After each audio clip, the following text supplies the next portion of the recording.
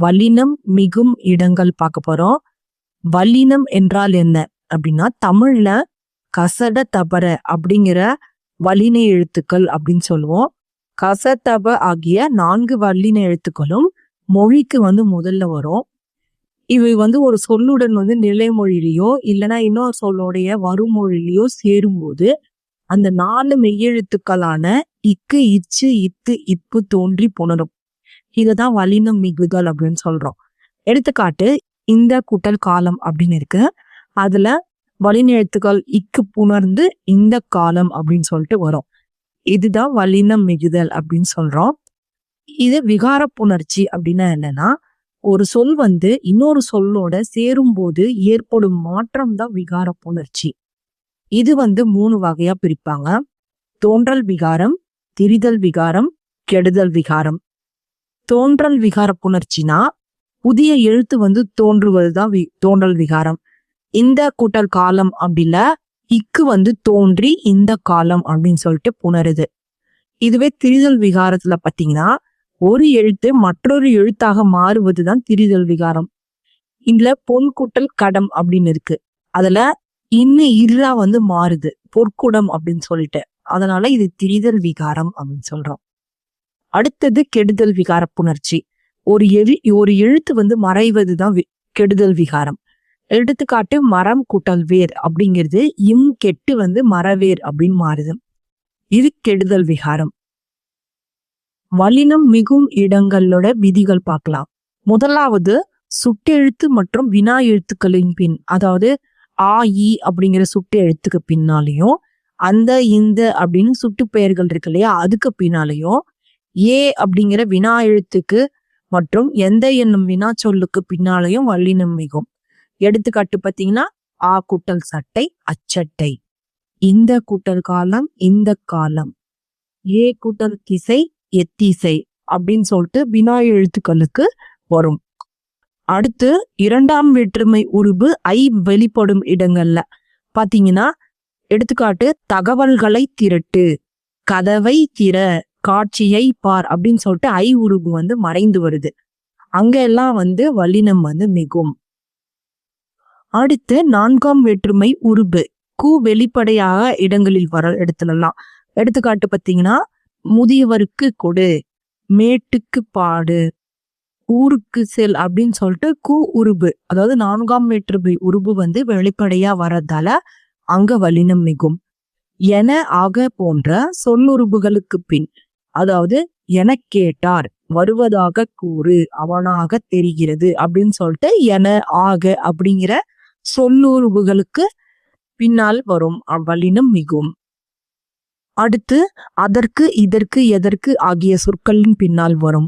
அதற்கு சொன்னான், இதற்கு கொடு அப்படின்னு சொல்லிட்டு அதற்கு இதற்கு எதற்குங்கிற சொல்லுக்கு பின்னாலெல்லாம் வல்லினம் மிகும்.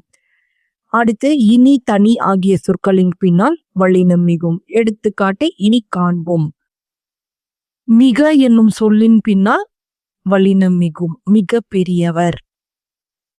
அடுத்து 8, 10 என்னும் எண்ணு பெயர்களுக்கு பின்னால், எடுத்துக்காட்டாக 8 தொகை, 10 பாட்டு அப்படிங்கிற இடத்துல வல்லினம் மிகும். ஓர் எழுத்து ஒரு மொழிக்கு பின்னால், எடுத்துக்காட்டு தீங்கிறது ஓர் எழுத்து சொல், பூங்கிறது ஓர் எழுத்து சொல். அப்ப ஓரெழுத்து ஒரு மொழிக்கு பின்னாலையும் வல்லினம் மிகும். அடுத்து ஈறுகெட்ட எதிர்மறை பெயரெச்சத்தின் பின், அதாவது கூவாத குயில், ஓடாத குதிரை அப்படின்னு சொல்லிட்டு ஈறுகெட்ட எதிர்மறை பெயரெச்சத்துக்கு பின்னாடியும் வல்லினம் மிகும். வன்தொடர் குற்றியலுகரங்கள் நிலைமொழியாக இருந்து புணர்கையில் வல்லினம் மிகும். எடுத்துக்காட்டு பாத்தீங்கன்னா வன்தொடர் குற்றியலுகரம்னா கேட்டு கொண்டான் அப்படிங்கிறதுக்கு கேட்டு டூங்கிறது இட்டு குட்டல் ஊ அப்படிங்கிறதால இக்கு இச்சு இட்டு அப்படிங்கிற வல்லினம் மெய்களுடன் முடியும் சொற்கள் அப்படின்னு சொல்லலாம். இது நிலைமொழியாக இருக்கிற போது மற்றொரு சொல்லுடன் புணரும் போது வல்லினம் மிகும் அப்படின்னு சொல்றோம். கேட்டு கொண்டாள் அப்படின்னு சொல்லிட்டு கேட்டு கொண்டான், விட்டு சென்றான் அப்படிங்கிற வல்லினம் மிகுது. அகர இகர ஈற்று வினையச்சங்களுடன் புணர்கையில், அகர ஈற்று வினையச்சம் இகர ஈற்று வினையச்சம் ஆகியவை மற்றொரு சொல்லுடன் புணரும் போது வல்லினம் மிகும். எடுத்துக்காட்டு பாத்தீங்கன்னா ஆட, ஓடி. அப்ப அகர ஈற்று வினையச்சங்களாக முடியுது. அப்போ ஆட சென்றான், ஓடி போனார் அப்படிங்கிற மாதிரி. அடுத்து 6ஆம் வேற்றுமை தொகை. புலியின் தோல் அப்படின்னு சொல்றோம். உரிமை அல்லது தொடர்பை குறிக்கும் 6ஆம் வேற்றுமை தொகையில் வல்லினமிகும். எடுத்துக்காட்டு புலி கூட்டல் தோல், புலித்தோல், புலியின் தோல் அப்படிங்கிற மாதிரின்றதுல 6ஆம் வேற்றுமை. அடுத்து திசை பெயர்களின் பின், அதாவது கிழக்கு, வடக்கு அப்படிங்கிற, மேற்கு, தெற்கு அப்படிங்கிற திசை பெயர்களுக்கு பின்னால வல்லினமிகும். அதாவது கிழக்கு கூட்டல் பகுதி, கிழக்கு பகுதி, வடக்கு கூட்டல் பக்கம், வடக்கு பக்கம் அப்படின்னு சொல்லிட்டு வல்லினமிகும். அடுத்து இருபெயரொட்டு பண்பு தொகையில் 2 பெயர்கள் சேர்ந்து ஒரு பண்பை குறிக்கும் போது வல்லினமிகும். எடுத்துக்காட்டு பார்த்தீங்கன்னா மல்லிகைன்றது ஒரு பூ, அப்ப மல்லிகை பூ அப்படின்னு சொல்லிட்டு 2 பெயர்களும் சேர்ந்து ஒரு பண்பை தான் குறிக்கிறது. அங்கெல்லாம் வல்லினமிகும். அடுத்து ஓமை தொகையில் வல்லினமிகும். ஒரு பொருளை மற்றொரு பொருளுக்கு ஒப்பிட்டு கூறுவது. எடுத்துக்காட்டு பார்த்தீங்கன்னா தாமரை போன்ற பாதம் இருக்கிறது அப்படின்னா தாமரை பாதம் அப்படின்னு சொல்றோம். அடுத்து சால, தவ, தட, கொள அப்படிங்கிற உரிச்சொற்களுக்கு பின்னாலையும் வல்லினமிகும். எடுத்துக்காட்டு பார்த்தீங்கன்னா சால பேசினார், தவ சிறிது அப்படின்னு சொல்லிட்டு. அடுத்து தனி குற்றெழுத்தை அடுத்து வரும் ஆகார எழுத்தின் பின். தனி குற்றெழுத்து அப்படின்னா நிலா, அதாவது தனி குற்றெழுத்து. ஆ எழுத்தின் பின் வல்லினமிகும். ஒரு குறில் எழுத்தை தொடர்ந்து வரும் ஆ எழுத்து. நிலா அப்படிங்கிறது ஒரு குறில் எழுத்துக்கு பின்னாடி ஆ, இல்லு கூட்டல் ஆ, லா அப்படிங்கிற ஆ எழுத்து மறைந்து வருது. அப்ப நிலா சோறு அப்படின்னு சொல்றோம். சில உருவக சொற்களில், அதாவது உருவக பொருள் தரும் சொற்கள், வாழ்க்கை படம், வாழ்க்கை என்று ஒரு படமாக உருவகம் பண்றாங்க. உலகம் ஒரு பந்து கூட உருவகம் பண்ணிடுறாங்க. அந்த மாதிரி இடத்துலலாம் வல்லினமிகும்.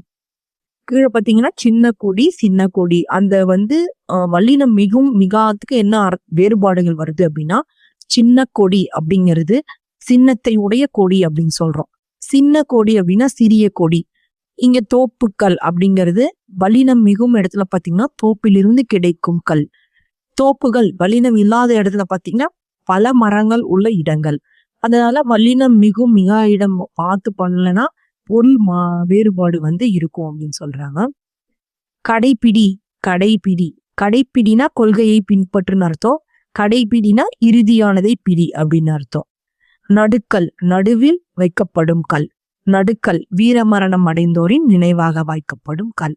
கைமாறு, கைமாறு, கைமாறு பதிலுதவி செய்தல். கைமாறுங்கிறது கையில் உள்ள பொருளை பிறரிடம் மாற்றுதல்.